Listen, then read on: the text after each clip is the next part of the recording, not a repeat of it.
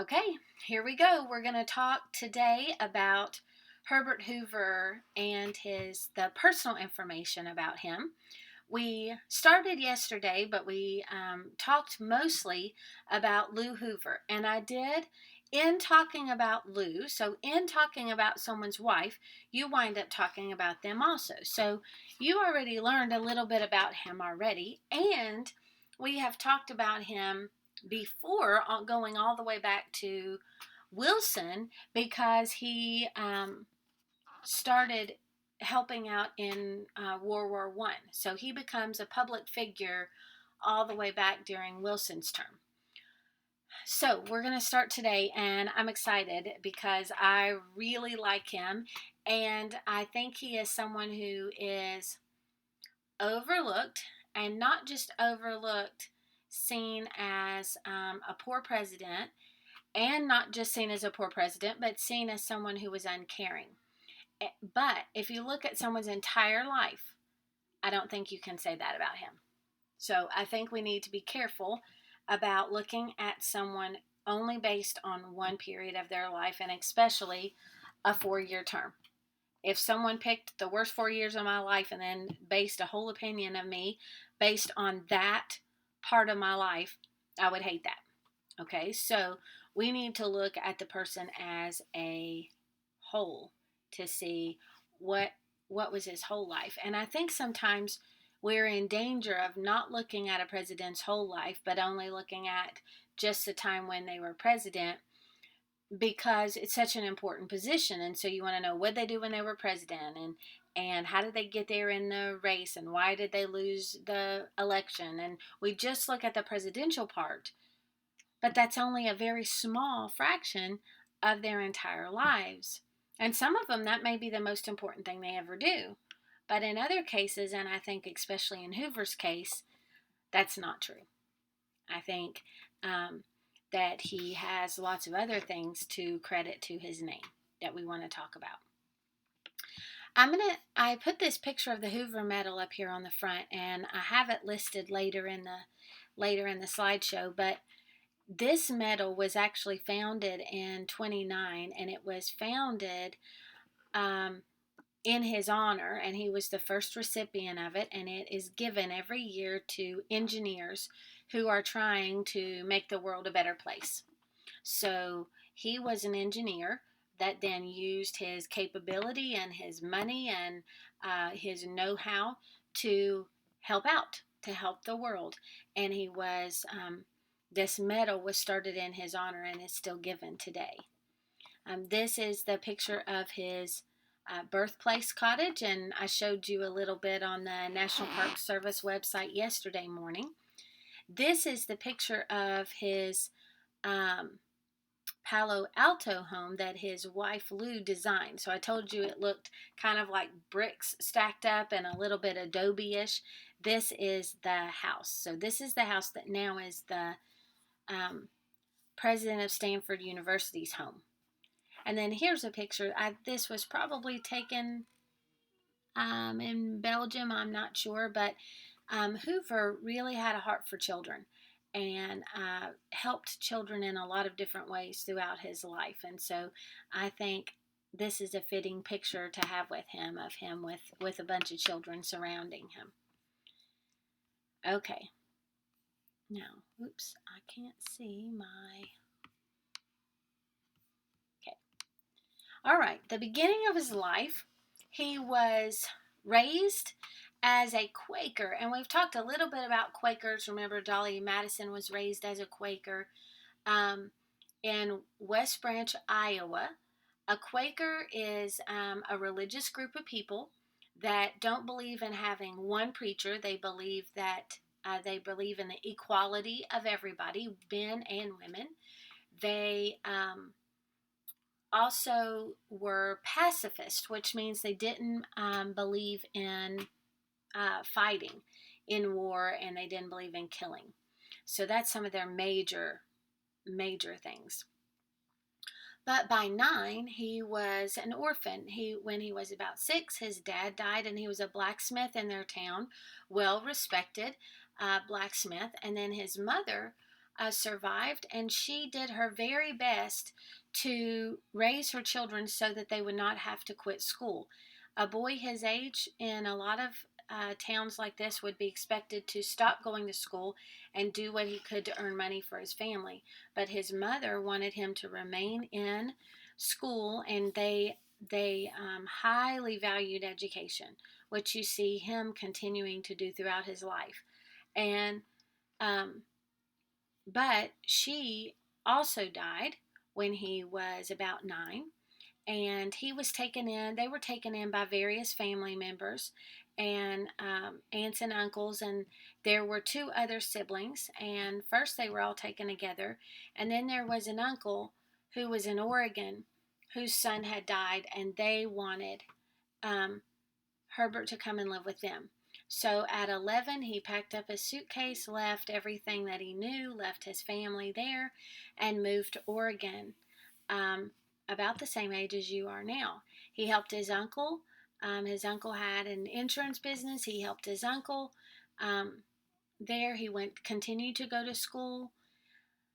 I don't think he was mistreated there. I think he and his uncle kind of knocked heads a little bit sometimes, but he, again, was raised to prize education. And so when it was time, he applied to go to the brand new Stanford University in California.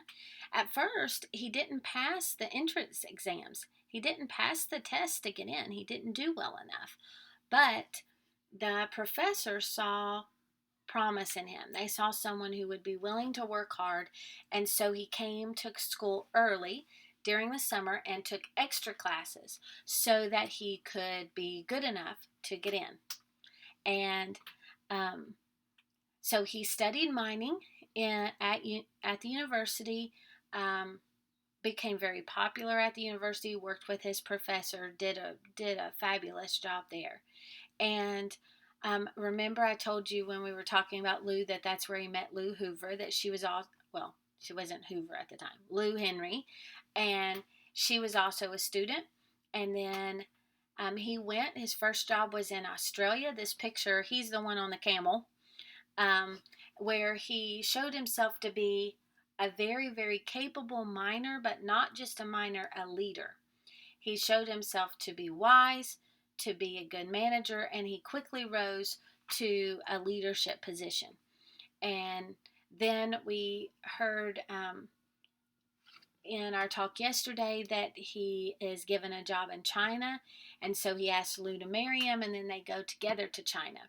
He traveled to he had lots of different mining positions though, and he was known as a doctor of sick minds, because he could come in and see the problem and then quickly fix it, because he wasn't just a miner. Like he was an engineer, which means he was a problem fixer.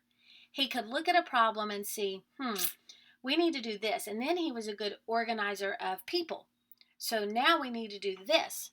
And they would do it, and it would fix the problem. So that's going to get you recognition of being able to organize people and your resources to be successful. And so he went all over the place, and eventually he started his own mining company and hired his own people and became a millionaire. Then comes World War I, which I'm going to kind of go through this quickly because we did talk about it before. That he was known for his work in organizing the foreigners to get out of Europe, and then organizing relief to feed a whole country that was occupied by the enemy. So he was able to basically make sure Belgium was fed during the entire course of World War I. And here is a picture of that I think Nate used as his model for his backdrop. For the European Relief Council, so him collecting food and making sure that it got sent. And again, he is the organizer. He has a mind that knows how to solve problems and then be able to organize people in order to fix it. Which I want you to keep that in your mind, because that's very interesting, that's the type of person he was. And here he is solving all these major world problems. And then comes into the White House at the Depression, you're like, wow, there couldn't be a better person in office when there's a depression. And that's probably what the whole country thought. Wow, we have the perfect person in office because here's the fixer, here's the humanitarian, here's the guy who knows what to do. And yet he wasn't able to fix it, which is a sadness. There's a sadness there. But I think a lot of it has to do with his view of how much that the government is supposed to give personally to people. So that's just a little bit of side note as we're getting into that. So then, after he got the relief organization started, we entered World War I, and Wilson asked him to come back to be the head of the Food Administration. And he was called the Food Czar. And he was the one that instructed people on how to regulate their food. Meatless Mondays, wheatless Wednesdays, not eating very much sugar so that we could have the food needed to send over to the soldiers. Then, after Wilson comes Harding. During Harding's administration, he was the Secretary of Commerce, which is not, it was a cabinet position, but not a very necessarily an important one at that time. But when he did the job, he made it to be a very prominent, important position. And he got a lot done as Secretary of Commerce. He was very successful at his position from 1921 and then continued through Coolidge's administration in 1928. And he helped, remember during Coolidge we talked about the regulation of aviation, the flying business, and the radio, and that those businesses got a lot of help with government money so that they could be successful. Guess who was behind all that? Hoover. Okay, so he had a lot to do with that. We talked about the Mississippi flood during Coolidge's term. There were 6 governors in the areas that were affected by the Mississippi flood that begged for Hoover's help personally. Send us Hoover to help us. And he coordinated relief from that disaster and helped them receive the assistance and organization and help that they needed. Okay, then when Coolidge says, very basic, that he's not going to run again, everyone just looks and says, well, we have a hero. Okay, here's Hoover, and he won by a large amount. So Hoover becomes president. So now we only have one term, though. Let's look, because we're in personal, we're going to look at just some of his personal qualities or some of the things that he liked while he was president. He met with a doctor early in his presidency that said that he needed to lose a little bit of weight. He wasn't extremely healthy and that he needed to make sure that he was getting exercise.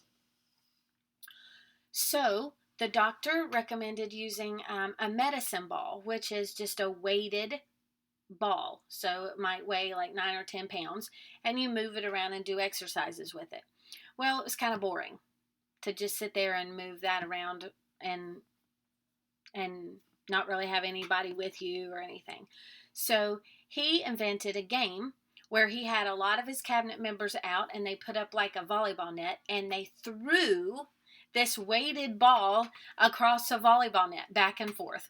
And so he had a kind of a Hoover ball cabinet, which is what it became known as later. And he invented this game, and they played every morning before he went in to have breakfast. So that's something that you would hear associated with him. He loved to fish. He was especially good at fly fishing. This was something he grew up doing as a young boy. He was outside playing, and he loved to be outside fishing.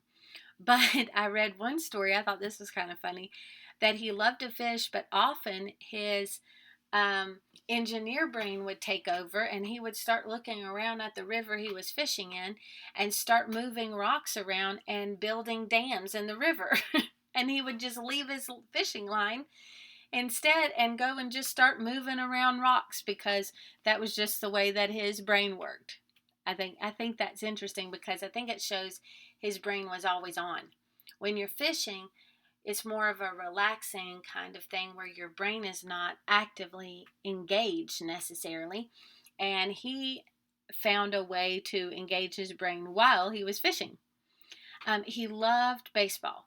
When he was older, he said that he was probably one of the oldest baseball fans. And he attended many games, many World Series games. He took throwing out the first baseball of the season very seriously. But kind of a sad story is when he attended a game in, I think it was it was either 31 or 32. As he was leaving the game, he was booed by the crowd. And it shows how his popularity went down because the nation was suffering so much and they didn't feel like he was helping in the way that they wanted help. And so, and that brings up another question, and we've talked about this a little bit, but should that be allowed? Is that a right of ours that we have freedom of speech? So it is my right, if I want to speak against a president or boo a president, even in front of him, that is okay. There are lots of countries who you would be arrested if you did that. That is not allowed. But we allow it because we feel that it is a personal right that we have. Do you agree with that? Do you agree that if you don't like the president, then it's up to you if you want to boo him or not? Or do you believe that the office itself comes with a certain amount of respect that should never be treated that way? Lots of people have different opinions, and most Americans have the opinion that we should be allowed to do or say whatever we want. But lots of times kids have a little bit of a different opinion. That's why I love talking to you and hearing your opinions, and that's what I miss most, because I'm able to talk about the presidents and I'm still able to research and read, but you all give so much back when we're talking in class and you're asking your questions so many times. The light bulb has been turned on during history because you're thinking and you're asking questions, and that's what I miss. So please continue to give me that below in the comments so that I can still answer your questions and we can talk about the things that you're interested in. Okay. So I said about his kind of personality, he was quiet and he often didn't present a friendly side, especially to the press. He was very short and to the point, and remember, he's not being treated well as he gets into his presidency, and there's a lot of expectations that he's not fulfilling. There's a lot of people that are talking bad about him, and so he just kind of shuts down. And and he wasn't just a kind of just chatty, kind of personable person like Harding was or some of the other ones. And so he was a little bit harder to figure out who he was, I guess. In 1929 at Christmas, they were holding a children's Christmas party for the staff, some of the staff's children and cabinet's children. And the White House offices in the West Wing and part of the Oval Office caught fire. And someone came, and the head usher, Ike Hoover, not related, came and whispered in his ear and said that you are needed, that the offices are on fire. And so he leaves and goes to kind of take care of this, but the party continues. Lou Hoover is told what's going on, and she just continues going about things as normal, doesn't scare anyone, continues to entertain everybody while they're taking care of the fire. And it was taken care of that no one was harmed in the fire. But one very interesting thing is the next Christmas, Hoover gave several of those same children that were at that party a fire engine for their Christmas present. So I thought that was kind of funny. Okay, now, just like you don't judge a person just based on their presidency, you also don't just see that as the end. Now, a lot of presidents, it is. They're done, they retire, and they just kind of disappear from public life and you don't hear much about them, or they die in a few years. Coolidge died just a few years after he left. But there are a few, and we've talked about several, who don't disappear. Taft became a Supreme Court justice. John Quincy Adams worked in the House of Representatives. Who are some of the others that go on to continue? We have some that we haven't gotten to yet. That Carter is one that is known more for what he has done outside of his presidency than in. And Hoover, so even after his presidency, he kind of disappears for a little bit because he and Roosevelt have completely different minds when it comes to dealing with the Depression. And there's a lot of things I've read too that said that when they were writing together, it's either to or from the inauguration, that they didn't say anything to each other, that they didn't get along, they didn't like each other. So he kind of disappears for a little bit, but then World War II comes, and Roosevelt actually doesn't completely disappear. He writes some things about his opinion on what Roosevelt is doing, and it's not a very good opinion, by the way. But when World War II comes, Roosevelt actually overlooks their disagreements or the problems that they have in their relationship and puts Hoover in charge of international relief organizations because that's what he's been so good at before. And so here he comes. He's needed again, and he starts out and he travels around the world again, and he starts trying to help some of the countries that are being occupied by the Nazis for them to receive food, just like he did in World War I. He wasn't as successful this time around. I think it said, one thing I read said dealing with the Nazis. So I kind of tend to put the blame on the fact that the Nazis were hard to deal with, and he couldn't work out an agreement with them to getting food to the occupied countries like he was able to in World War I. Then, after Roosevelt comes Truman, and Truman asks Hoover to make a survey of the world food supply. And then he leads some food organizations during his term. And then in 1947, he's asked to lead a commission that's kind of looking over the executive branch, and that's the president's job. So he's supposed to be kind of examining what it is that the president is doing and whether he has too much power or not enough, and he leads a commission that's kind of examining that. And he actually has a lot of say and a lot of influence in reorganizing some of the executive powers that the president has. So that's really interesting. That's something that I didn't really know happened, that I didn't know that he had a part in. But so you see pictures of him with Truman, you see him with pictures with Eisenhower. He continued to have an influence even afterwards. And remember, Lou dies early, kind of in 1944, and he lives 20 years later and dies in 1964.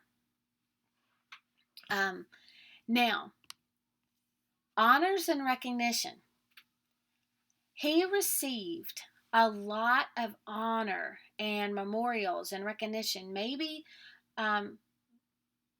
because of what he did before he was president. And I'm going to read you a little bit from this book I have here in just a second. But he was nominated 5 times for the Nobel Peace Prize. Now, he didn't win it 5 times, but he was people are nominated and then there's a committee that votes. So he never won it, but he was nominated for it 5 times. Hoover Dam, it was named for him because of when he was Secretary of Commerce. He did a lot to try to get the resources needed and try to get the land needed for that to happen. 2 asteroids were named after him. That 2 countries, Austria, an Austrian astronomer found an asteroid that no one had found and named it after Hoover because of how he had helped their university. And then a Belgian astronomer found an asteroid and named it after Hoover because of how he helped Belgium. So the first one was Hooveria or Hooveria, I don't know. And then the next one, because Hoover was taken, it was Herberta. So 2 asteroids. He's the first and I think only president to have an asteroid named after him. And then I told you before about the Hoover Medal that was made because of what he had done and has continued to be awarded and in his name. And then there is an institution organized at Stanford University called Hoover Institution that is working towards today improving the human condition by advancing ideas that will help economy and peace. So it's a group of people that are knowledgeable, that are working in the world to try to figure out how best to help the world in world economy or in making sure peace is brought about. So I think that represents what he stood for. It represents what was important to him. Now, I have this book called Heroes of Today. I found this at the Habitat store. And it was published in 1920. Okay. Well, the first edition was in 1916, and then it was redone and republished in 1920. And the last entry in this book, okay, see his name is right here. Herbert Hoover, okay, before he was even president, okay. Now, this is interesting. I want to read this, a little bit of this to you. It says, this is the story of a young hero of today, of a leader who has, we may well hope, as many rich, useful years before him as those that make the tale we are about to tell. History is not often willing to call a man happy or a hero while life lies ahead of him. Time can change everything. Isn't that interesting? It says, history doesn't often call people heroes before they've lived out their life because anything can change. But listen to what he says. Time alone can prove everything. We must wait for the judgment of time, it is said. Now, look at this. We feel very sure, however, of the worth of the work of Herbert Clark Hoover, the man who gave up a business that meant the directorship of more than 125,000 workers in order that he might give his time and his powers to the task of feeding 10 million helpless people in war-ravaged Belgium and northern France. So they said, time often waits to call people heroes, but we are confident that this man's work is, what did it say? We are competent of the worth of his work. Now that's interesting. They had no idea that the Depression was coming. They had no idea that the majority of Americans would hate him by the end of his president term. They had no idea that most Americans now would only know about him, the Depression, and blame him for it. But yet they're saying he is a hero to be remembered. And I think it's true, he is a hero to be remembered just for the work he had done. Okay, yes, maybe he didn't make maybe he should have made different decisions, and maybe not. But maybe he should have while he was in the White House. He should be, that should not cancel out what he had done before, right? And then this is a wonderful book, but it talks about how, what makes a man a hero? What was it in his growing up or in his raising that he went on to be a hero and some others do not? And then, let's see, at the end.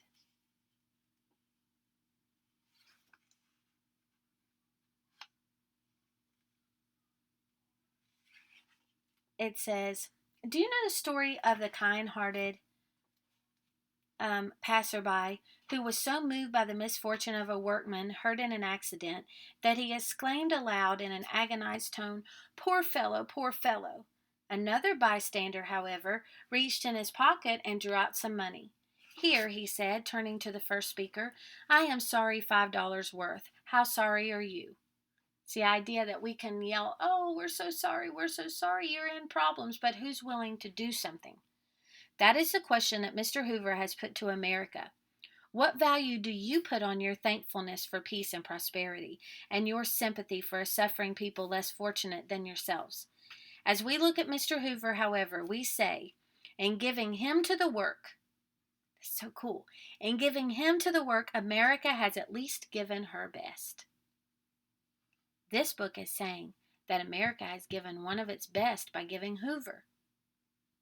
And we like to think that he is truly American because his interests and sympathies are as broad as humanity, because all mankind is his business, because indeed and in truth he is a citizen of the world. Amazing. I want you to think about that as we get in our next time we're going to be talking more about the Depression. But I want you to think about that. He was set up. This should have been a time really for him to shine. But yet, because of how he felt about the government involving, and we'll talk more about what that means, he is seen as sitting and not doing anything while people are suffering. But he is one person that I really want to be redeemed a little bit in people's eyes. And at least I can start with you. Okay? All right, again, I want you to give me a good question, something that you're interested in, something that you want to look up, something you want to know more about, something that came to mind while I was talking. Let me know below.